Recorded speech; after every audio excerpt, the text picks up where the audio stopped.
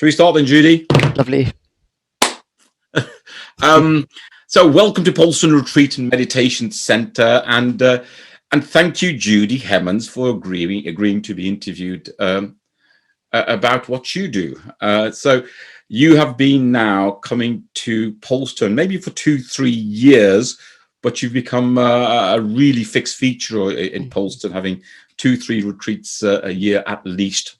And so I know you as Judy Hemmons, who teaches at Gloucestershire College, and you bring your group over and you teach counselling. So that's limited knowledge I have, Judy. But what I do know is that I've spoken to you a number of times during and after your retreats, and really enjoyed, talking to you about what you do. And I think out of everybody I've interviewed so far, yours is probably the discipline I know least about. It is counselling, but nevertheless, I think it is very important. So, firstly, welcome. Thank you for agreeing to be part of this.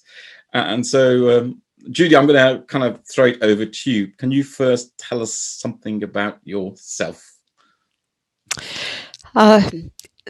Where to start, really? But so I suppose the first thing to say is that I'm here representing myself more than not representing myself more than the college, just to say that. But the work I do at Gloucestershire College, my role there is, my official title is the higher education counselling course leader.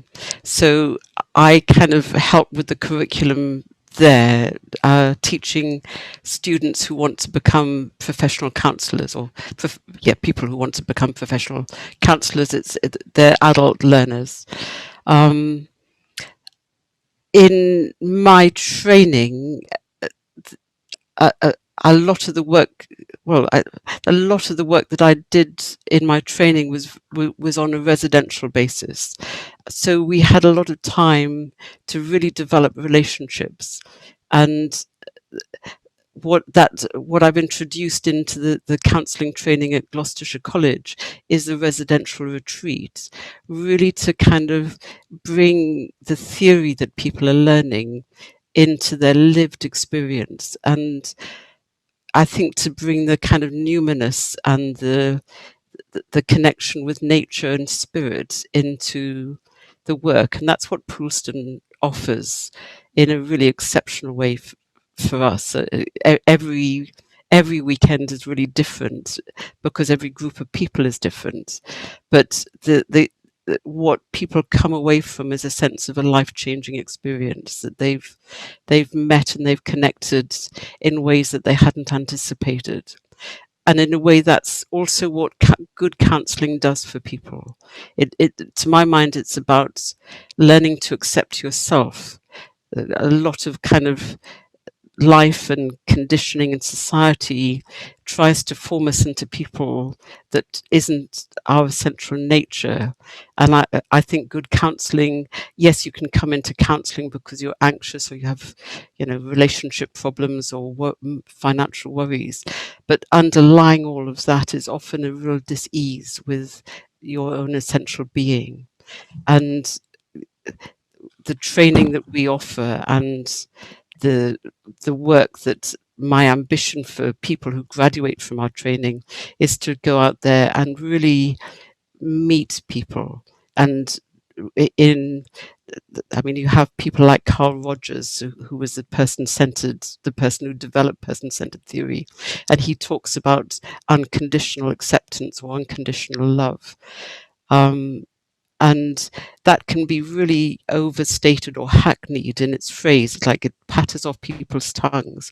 The rigor and the discipline it takes to work on yourself enough to accept yourself enough to therefore accept another is a lot of what underpins our training. Wow, that's a lot of information. So I'm going to try to unravel all that. There's a lot of depth there, Judy. But maybe do you describe yourself as a counsellor, or what is? I know it's a very broad term. Yeah, so So let's. How do you describe yourself and the work that you do? So the work I trained, I've spent I've been an eternal student essentially. I When I left school, I became a nurse. I trained as a nurse originally because I wanted to travel. I didn't know what else to do, and I thought with a nurse training I can go off and travel the world essentially. Yeah. Um, when I when I did my training, which was kind of in the late 70s, it was before any idea of holism was really current.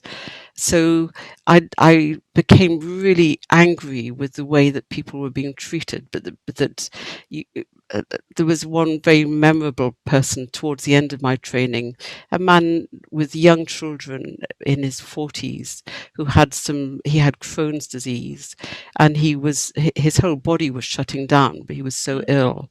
And there were eventually four consultants who had charge of this man, and he died. And he died, to my mind, because nobody could see him. People were all these consultants were warring, their egos were getting in the way Yeah. of really what this man was needing. So that and various other experiences sort of fired me off into looking at more complementary ways of healing.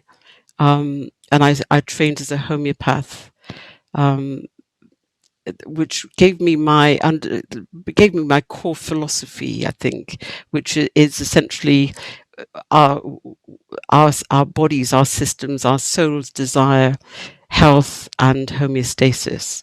And if we can support ourselves well enough and listen to our own internal wisdom, we can get to health and healing and wellness.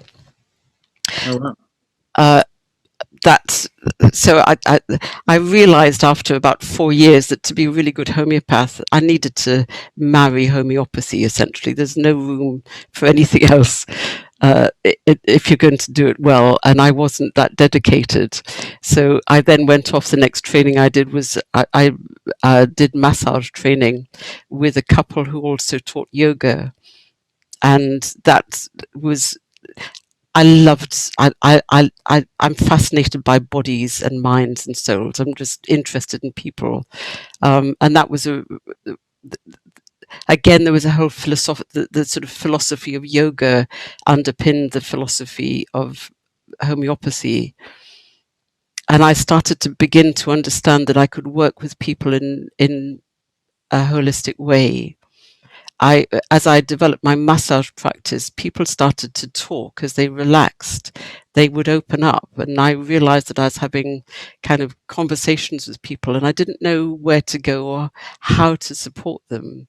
And that took me into counselling and my first counselling training, which took me into my own therapy, which, I mean, there's just a whole serpentine list of things that I've, one thing leads to another in my experience. So, and the other important thing, other training that I did, which kind of links back into my homeopathy, is something called cranio-sacral therapy, which when I did my homeopathic training, I was taught then that it was the only body work that you could do which wouldn't antidote a homeopathic remedy, because it's so gentle and so respectful of another system. And essentially it's about listening. You learn to palpate with your hands and listen to what the body is doing and support it in its own healing. So kind of over time I've understood all these little kind of diversions that I've taken inform the person and the practice that I do now. And so what I like to bring into the teaching that I do is very much based on this understanding that you have to go inside and listen to yourself. And the more you trust what your body and mind are telling you, the more you can find your own path to your own healing. Okay.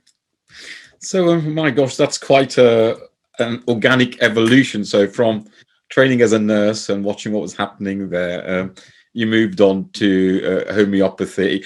to him, and then to massage, and speaking to people. You realize massage has an opening of people, and you want to explore that, and that led you to counselling. I suppose the underlying theme is, and as you say, homeostasis, the body's wisdom, health. And does it still inspire you in your work as a counsellor? It does. It absolutely does, because I think, living through the lockdown, for instance, and just the whole, as human beings, we're wired for connection. It's and often any disease comes through disconnection.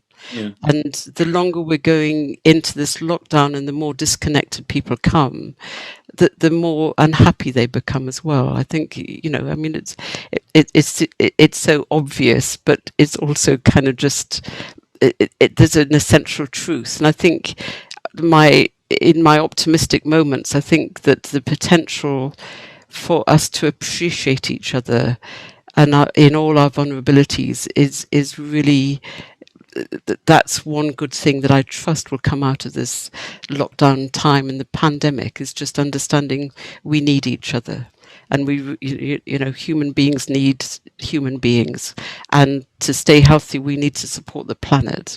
And there's that, we've become very disconnected, and I think that's caused the massive imbalance in our natures and in society. And there's a real call to connect and rebalance ourselves. Yeah. I don't know whether I'm answering your questions. This is perfect. And sometimes I know what I want, and sometimes I don't, and that's where I find this kind of conversation, and it is conversation, Judy, just let it be and let's see where it goes. But I'm really enjoying it. And okay, counselling. What are the fundamentals of counselling? I mean, you mentioned about the mind and disease, but so I have a stereotypical view of counselling. You speak to somebody and you want to know what's going on, but you've mentioned quite a lot about listening to yourself, and you healed yourself at the same time. That's really interesting.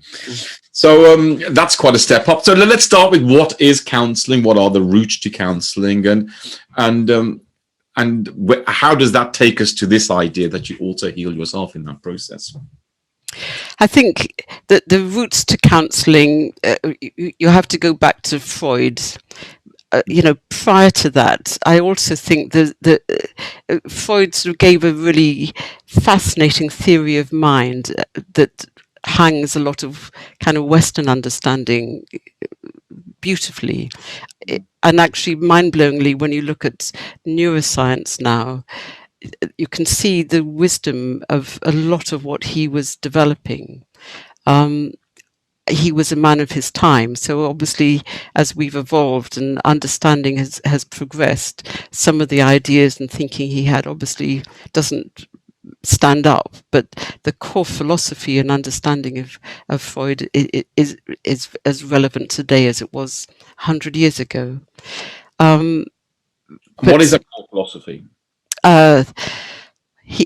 Freud understood that we have an unconscious. So a lot of the things that we think are strange and irrational about ourselves are coming from parts of our awareness that are either wholly outside of our awareness, or have got repressed because they're unacceptable or frightening or dangerous. Yeah. And most counselling understands that if you counselling, and there is a very confusing, I trained as a psychotherapist and a counsellor. Generally, it depends on sorry, I'm jumping around. Freud talked about the unconscious. Yeah. And he encouraged people to go into analysis, and analysis would take you were often seeing somebody, you were lying on a couch doing free association sort of for an hour a day every week for 3 or 4 years, and you'd become very insightful into possibly why you were the person you were. My experience of working with people who've been in an analysis is that they might have great insight as to why they are as they are, but they didn't have the ability to change it. Yeah. So And I think it's so really potted history that all sorts of different people,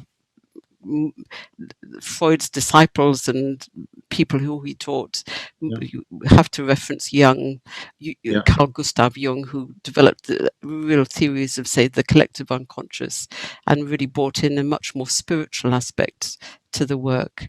Though Freud, psychotherapy is soul therapy. So, all of the kind of understandings of us having a soul are very kind of core to the basis of counselling and psychotherapy. So you see soul therapy as almost Freudian rather than Jungian, or well, I mean, Freud coined the term, but most people see Jung as being much more. He was much more creative and used imagery in different ways. So. And there was a great parting of their minds, probably because they were communicating through letters, not through speech. So that the risk of misinterpretation and miscommunication grew a lot. So, different schools of psychotherapy were emerging. In the I think it's the 1950s, there was a psychoanalyst called, God, his name has just gone and I just mentioned him. God, my brain's gone. It's too late. Person-centered theory. Carl Rogers. Yes, that's no. Yes, that's it. Yes. So person-centered therapy. Yep.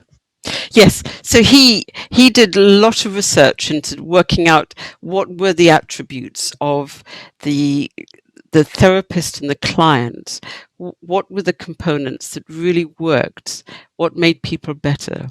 And he started to simplify a lot of the analytical processes and began to understand that actually it's the interpersonal relationship that has great significance. So an analyst was taught to be a blank screen, and that you would project your own feelings, fantasies onto your therapist, and the therapist would interpret them for you. And that that's very unsatisfying, because we really are designed to be in connection with each other. And where I'm coming from is that actually you, as the client, me as the client, we are the expert people of our own being. And any good counsellor or psychotherapist, their role really is to support the person, challenge the person if necessary, but really support them in learning how to listen to themselves. So it's kind of antithesis to the analytical model of therapy, which is the kind of expert who's got years of training and expertise sitting behind their black screen, interpreting what you're saying, but never actually coming into being with you. And the training that I did was an integrative training, because that was starting to incorporate the trainings of psychoanalysis, psychodynamic theory, and person-centered theory. And now I completed my training in 1998. What I've been doing over the last 5 or 6 years is developing a relational model. And really there's been a relational turn, that the idea of understanding the significance of the relationship between the counsellor and the client as being integral. And what happens between two people is probably more important between you and your counsellor, your therapist. What goes on between you in the room and how you explore that. That's as important as any of the outside stories that you bring in. So it might be that you're my counsellor and I'm saying to you, well, I don't know, nobody ever understands me. I come along and I'm trying to make my point of view, and they just get bored and they turn off. And you find yourself getting bored and turning off as I'm speaking. Now, what we're encouraging is that actually when that happens, something really significant has just happened. If that's what I'm bringing in, that I bore everybody, there's something in how I'm communicating as a client to you as the counsellor. And if you can start to explore that in a way that doesn't shame me or punish me, it gives me freedom to understand, where am I in this? How is it that what part of me is disconnected? Because boredom is a sign of disconnection, essentially. So if that's what's going on, but it could be anger or any other feeling. So the magic of the work often is in that it's called intersubjectivity, us being two people, and the bit between us, and the interbit is the interplay between us. The subjectiveness is the subjectiveness of our own experience, and somehow what we're co-creating in that is really exciting and interesting. So intersubjectivity, you become one in that conversation. You never become one, because that would be symbiosis and a bit mad making ultimately. But what you're doing is starting to explore your experience, ideally, of each other. So it's the interplay. When you say that, I feel, suddenly something, and that happens so rarely in normal conversations. So once you can start to understand those little triggers that either connect you or disconnect you, that really helps you function better in the world. So the intersubjectivity implies no objective, I'd imagine, and because there's no objective truth. Here we are. If we both write down exactly what our experience of our discourse here, they'll be entirely different. Yeah. And I love that, so you're not wrong. But the interesting thing is when you don't meet, what's happened, that little rupture that's happened to stop the meeting. So what is the objective of counselling then? I mean, the objective of counselling is the intersubjectivity is part of it, but for some people they just need a place to talk, that they're really, really listened to, and just by being able to talk and express your problems, you're starting to hear them differently and maybe get them reflected back to you differently. You also might need to have some challenge. You might kind of be stuck in your own head and thinking about things so much that you've kind of lost the plot. And so counselling might help you just think, I don't know why I'm just stuck in my thinking. There is something else going on here. So there are different layers of it, but essentially it's a space for you to find to have space to talk, to have space to connect, and to have space to explore what happens when you don't connect. Where's the healing process in all this then? How would you describe the healing process in this almost unburdening of the mind?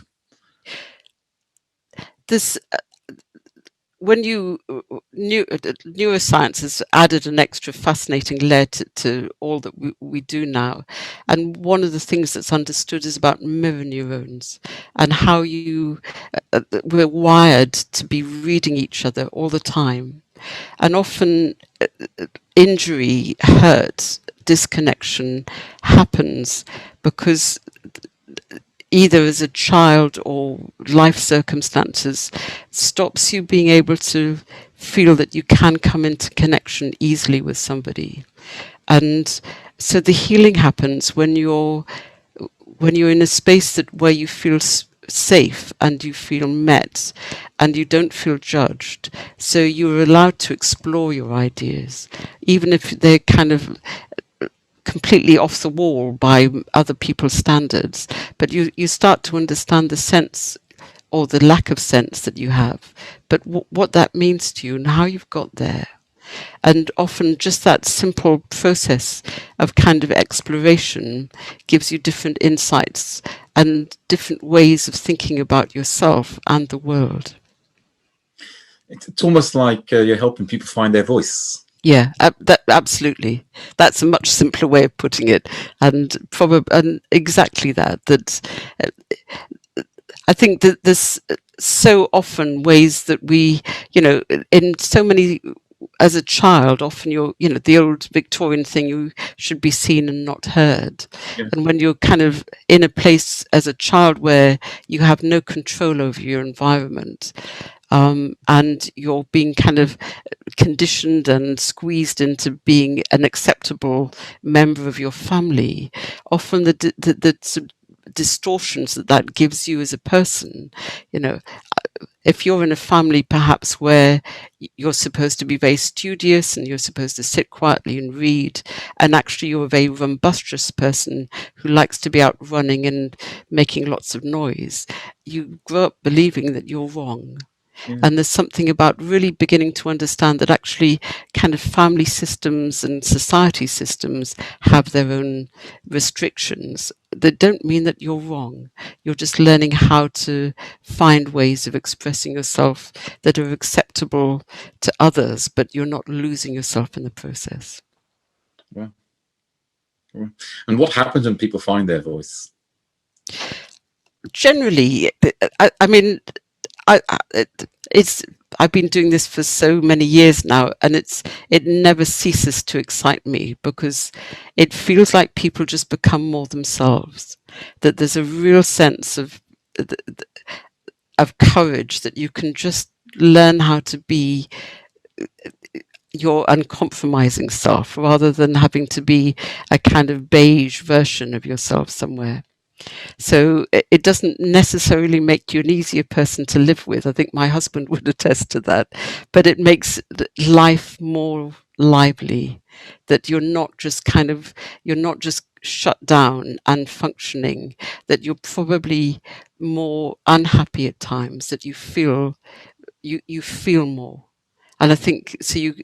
Therefore it's really possible to feel joy and excitement. It's also when life is crap, you can really feel the crap as well, and that's that's really all you can ask for. Sorry, excuse my language, but but it kind of it's. It reminds me of, in fact, my thing is meditation, and I remember many years ago, the thing that inspired me to meditate was an expression that's found in it's called the Sri Bhagavatam or Bhagavatam, which is written many thousand years ago, and then it was mirrored in the Yoga Vasishtha, which is Rishi Vasisth, who was the teacher of Lord Ram, and Lord Ram had gone through a depression.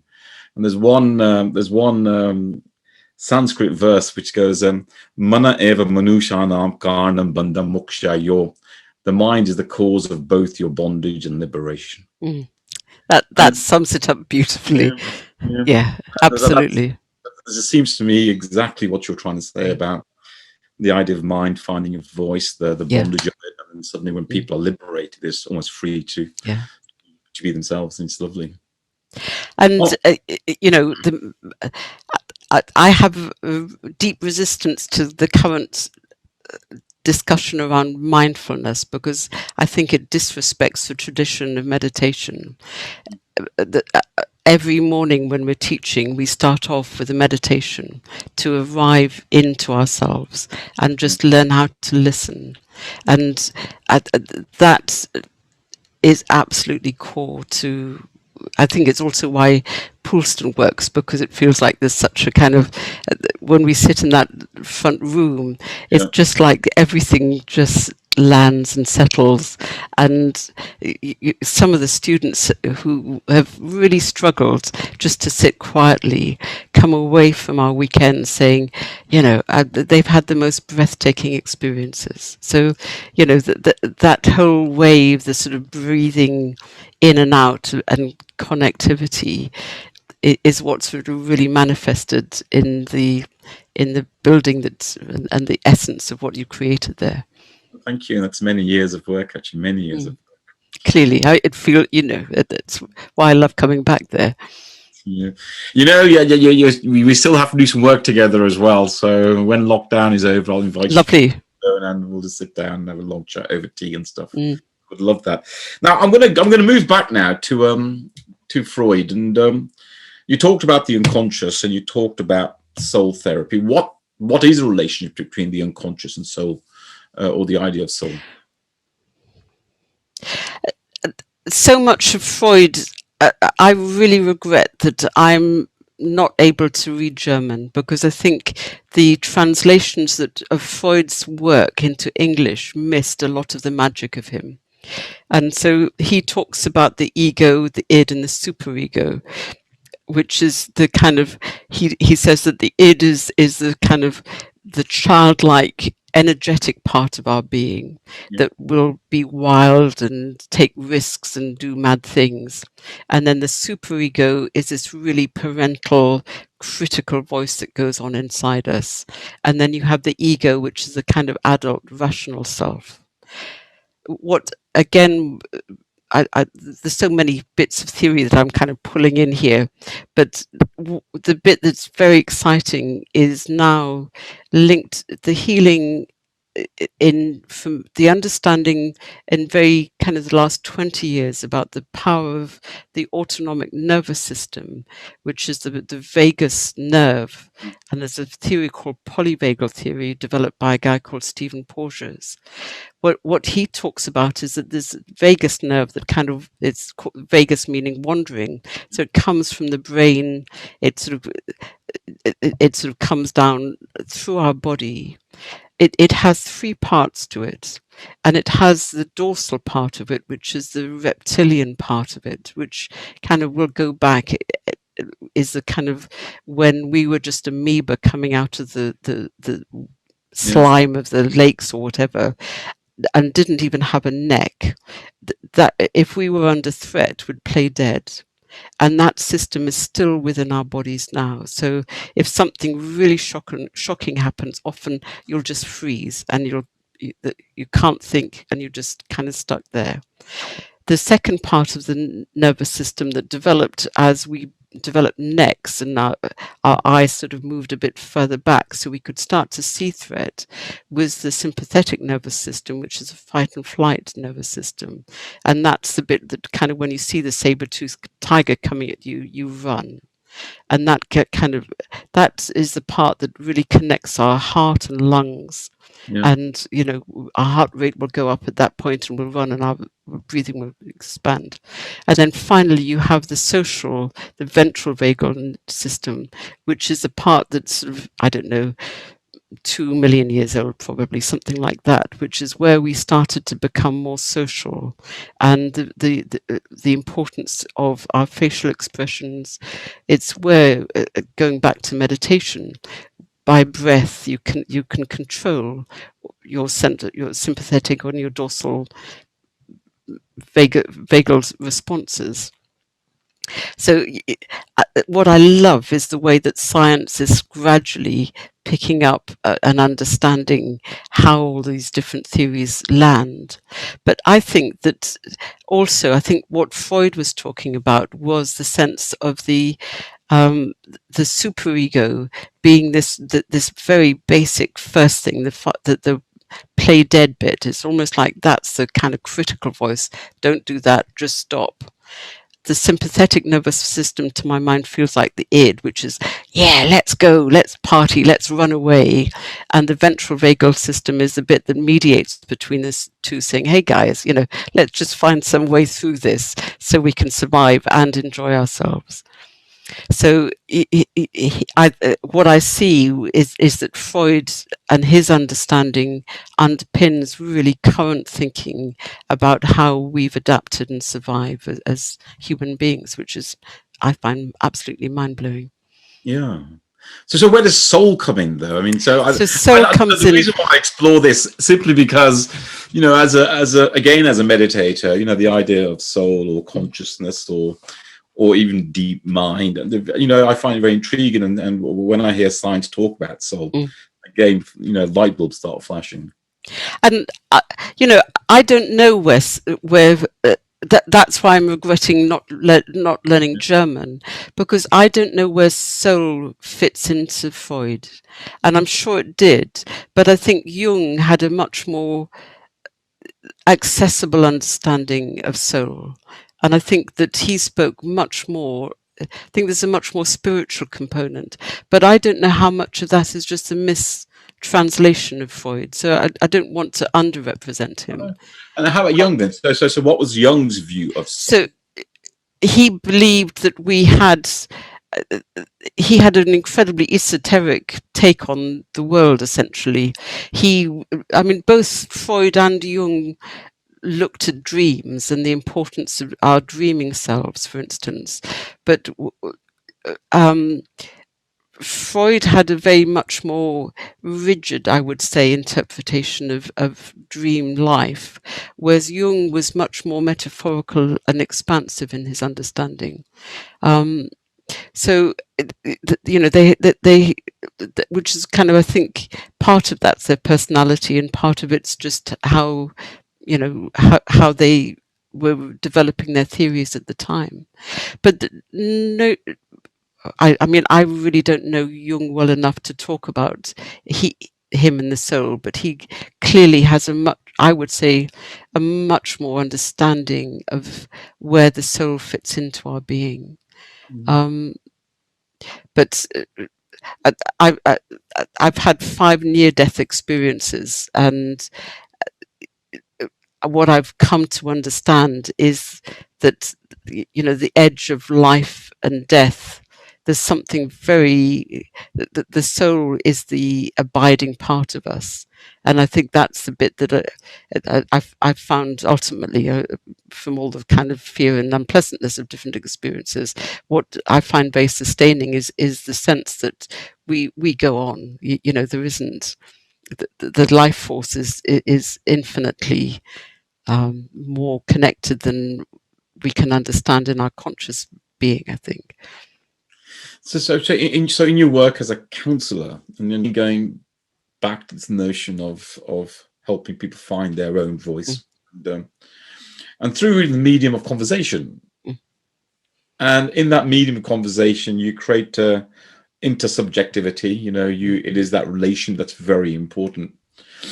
How far do you have in the back of your mind things like this idea of soul when you're having that kind of conversation? I think for me it's the organizing force. So it's implicitly there that but I'm not sure that I would. It's interesting because it's not something that comes into.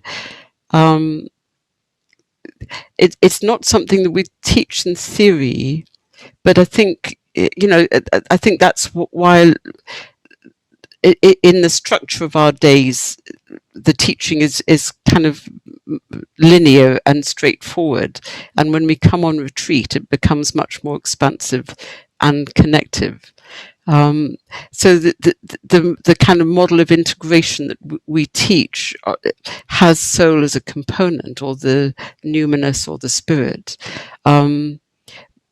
It's often the aspect that people really struggle with, because they tend to think of it in terms of religion rather than understanding the kind of essence of being that I would understand soul to be.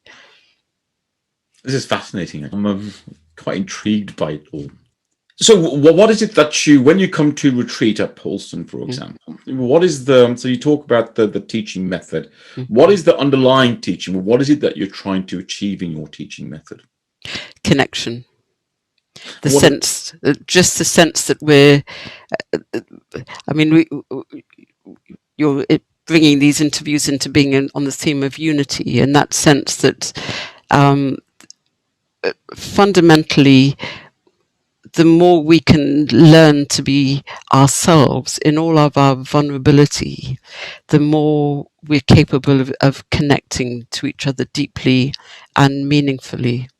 And so much of the kind of the nonsense that goes on, the layers of us that we have to peel off, is about learning to find where we're acceptable. And kind of in a day in college, you have to, you put on your clothes, you have the look, the role of student or whatever it is. When you come away into Poulstone, then I always encourage people not to bring makeup, just to bring really comfortable clothes, and so they can just be that. They don't have to put on the mask of acceptability, and that idea that you can just arrive and be acceptable as yourself is often very liberating for people. Lots of people just haven't had that opportunity, really. So what's the relationship between vulnerability and connection? I mean, that's lovely. I mean, intuitively you understand that relationship, but what is the well, if I'm here and I'm kind of braced up because the one thing that you mustn't see is that I'm vulnerable, and that there are times when I really don't know anything about anything, then there's no room for you to meet me. And as soon as I kind of relax into the fact that I'm human, I'm vulnerable, there's plenty of areas of not knowing that I stumble into at all times. But in spite of that, I also have enough ground beneath me and interest in you that we can find out what's going on. If I'm vulnerable and you're vulnerable, what does that mean? And if you're vulnerable and I'm misattuned to you, what does that mean? And how can I reattune to you? So that's often the task of the residential, is really just to allow space for us to get pissed off with each other, make a mess of stuff, and then find out how can you really work through that, because that's all human life is, isn't it? That, whether you're driving and somebody carves you up, or, you smile at somebody on a walk and they don't smile back, those kind of little injuries that happen to us, as well as all the big ones. It's really making sense of our need to be in connection. And when we're disconnected, we often feel shame, and that kind of puts the bigger mask up, because that's so unacceptable. So a lot of the work about this is just to really come back into the humanness of the messiness of human life. Wow. So you explained, disconnection, mask up. When you make meaningful connection, how do you know you've made meaningful connection?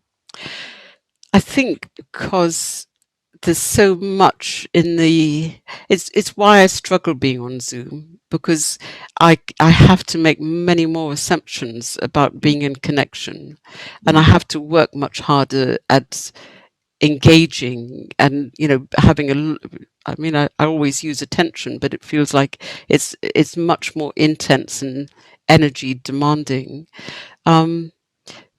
But even on Zoom, it's possible to feel connection. And again, I come back to the sort of micro movements and sort of ventral vagal system. If you're when I'm disconnected, I'm looking away. I'm not engaged.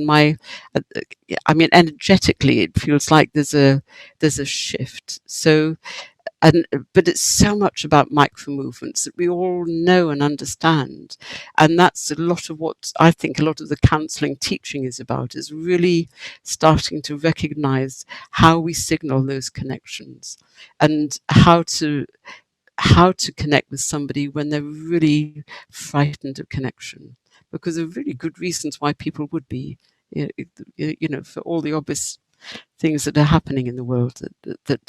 But the magic happens when you reconnect. And I love magic. Yeah. So, how long is your course that you teach? It's it takes about 4 years. There's a kind of there's a level, you go through levels 2 and 3, which take between 1 and 2 years, depending on the intensity of it. And then when you come onto the higher education part of it, it's a 2-year training then. And then it's like that's the entry level. Then you have your life to be developing your skills, and really, you know, it's like you kind of get the sheet of music, and then afterwards you start to write your own tune. Ideally, that's what happens.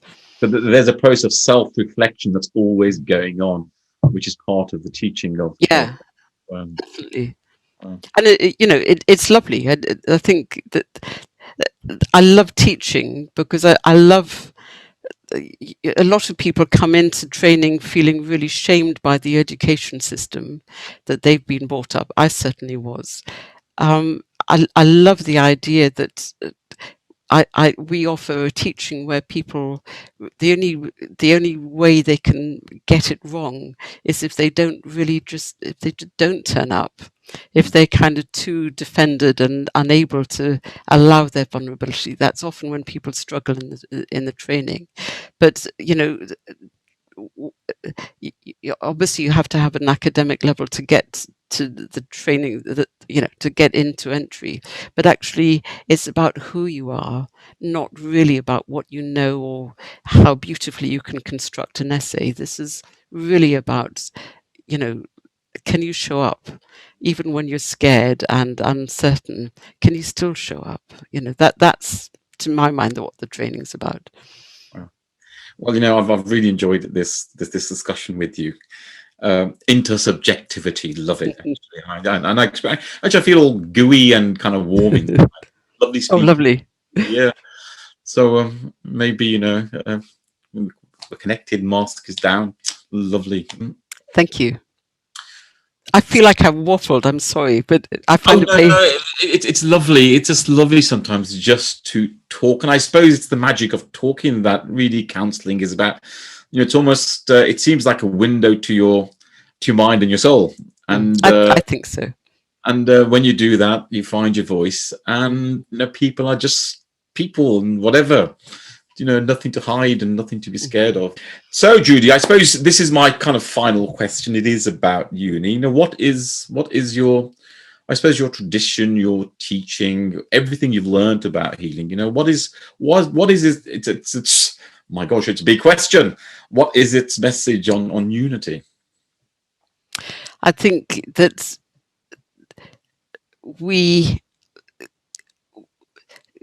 to my mind, unity and connection are very, very, they're kind of different facets of the same essence. And to be united is, we need unity for kind of human survival. When you look at the planet from outer space, we're so tiny. We're a unified planet, and we're unified beings on the planet, and we believe that we're isolated and disunited. It just feels mad when you really think about it. So the disunity is an illusion, and unity is the truth, I would say. Oh, thank you. Well, in fact, these series of interviews is that they're actually called "What Connects Us All." That's the theme, actually. What connects us all. Well, thank you, Judy. Thank you. Thank you. Finished. Lovely. I think that was just remarkable, actually, and I think you have a wonderful way about you, Judy. I really. Oh, thank you. And it must be part of that the counsel. It must be. You're just how to just open into people's hearts. It's lovely. Oh, thank you very much. Okay.